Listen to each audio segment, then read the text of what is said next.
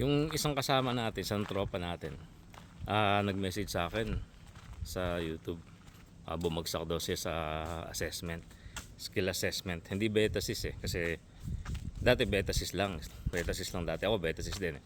Yung vlog ko sa betasis ko way back 20 ano pa yun.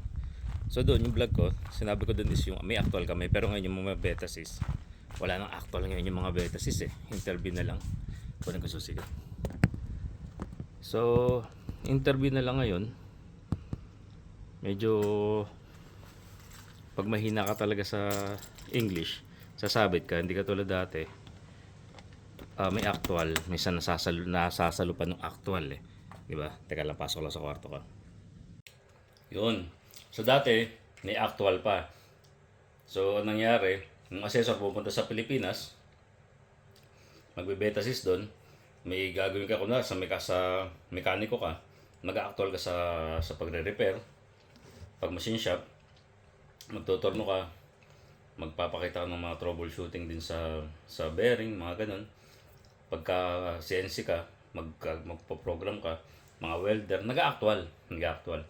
So sa beta sys ko ng 2020 yata yun, 2019, yung beta sys ko na yun, in-explain ko doon paano yung ginawa namin. Pero ngayon, iba na yung beta sys o yung assessment, hindi na beta sys. Dati beta sys lang, ngayon para may tatlo na eh.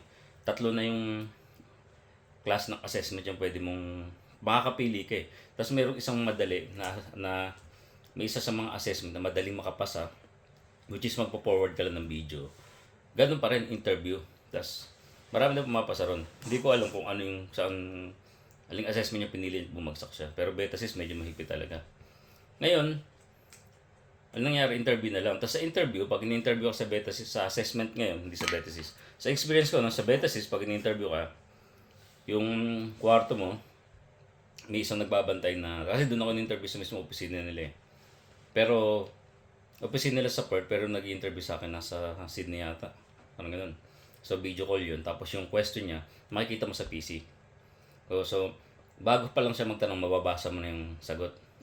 Bago pa lang siya magtanong, mababasa mo na yung tanong. Di ba? So, doon pa lang, makakapag ano ka na eh. May chance ka na mag-isip agad na yung sasagot. Diba? Kahit di mo na pakinggan yung sinasabi. Kasi hindi tanong niya. Ganun sa assessment namin. Yung isang kasama ko, may kinuha siyang assessment. Ang ginawa doon sa kanila, dahil ang ginawa, sa bahay lang siya, nag-video ko lang siya, sa bahay lang ginawa. Mas tipid. Tapos pinaglagay lang siya ng salamin sa likod para makikita kung may tao sa harap. Tapos pinakita yung harap ng lamesa na malinis, na wala siyang kodigo. Ganun yung naging assessment nila. Ngayon pre, siguro, mate, yung kinabagsak mo, kasi pag nagtanong yun, sasagot ka, di ba? Kapag nagtanong uli sila na related sa tanong na yun, hindi sila satisfied sa sagot mo, kaya ganun yun. Sa tingin ko hindi nila uulitin yung tanong o hindi sila magtatanong na related pa rin dun eh. Di ba? Kasi ang mga assessor, hindi ako assessor pero yung mga katropa ko na nakakwento kung mabilis nakapasa, ganun lang eh. Tinanong, parang how you prepare your day in the work site. I prepare myself to be in safe, parang ganun. I prepare myself to work safe. Parang ganun. How do you work safe? Di ba magkaroon na?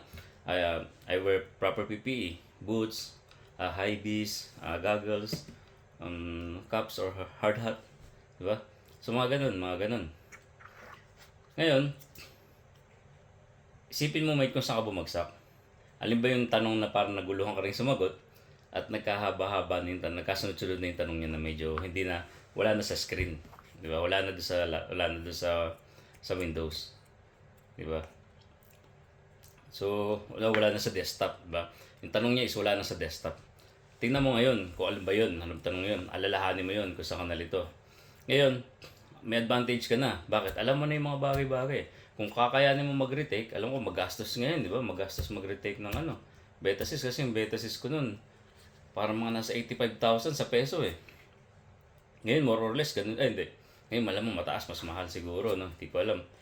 Kaya mabigat mag-retake, problema talaga yan. Mabigat na sa kalooban, mabigat pa sa bulsa. Pero ang advantage mo is alam mo na yung gagawin mo eh. Di ba? First, okay, tanggapin mo. Tanggapin mo na nagkamali ka. Tapos patawarin mo yung sarili mo. Tapos move on, at i-aim mo na makukuha mo na. Diba? Yun yung maganda ngayon. Makukuha mo na. Diba? And the best pa niyan, madali na makapag-retake kasi yung proseso kasi retake ka na lang. Unlike before na pag kukuha ka ng phase 1, phase 2, di ba, medyo matagal. Pero para sa akin, ito nasasabi ko, may kung kaya mo na, mag-retake ka na kaagad, pre, para habang fresh pa yung utak mo. Pero kung naman pa yung medyo mabigat na kalooban, wag na muna. Paano ka muna? Pakalma ka. Pero, tingnan mo rin yung timeline na binibigay sa'yo ng ano mo, ng employer mo. Kung kailangan mo mag-retake na baka agad. Diba? Kasi alam natin, mas maganda kung makukuha mo na kagad yun. Tapos mabilis yung proseso na mapupunta ka rito. So that's it lang po para sa inyo. Ingat kayo palagi dyan. Keep safe. Godspeed.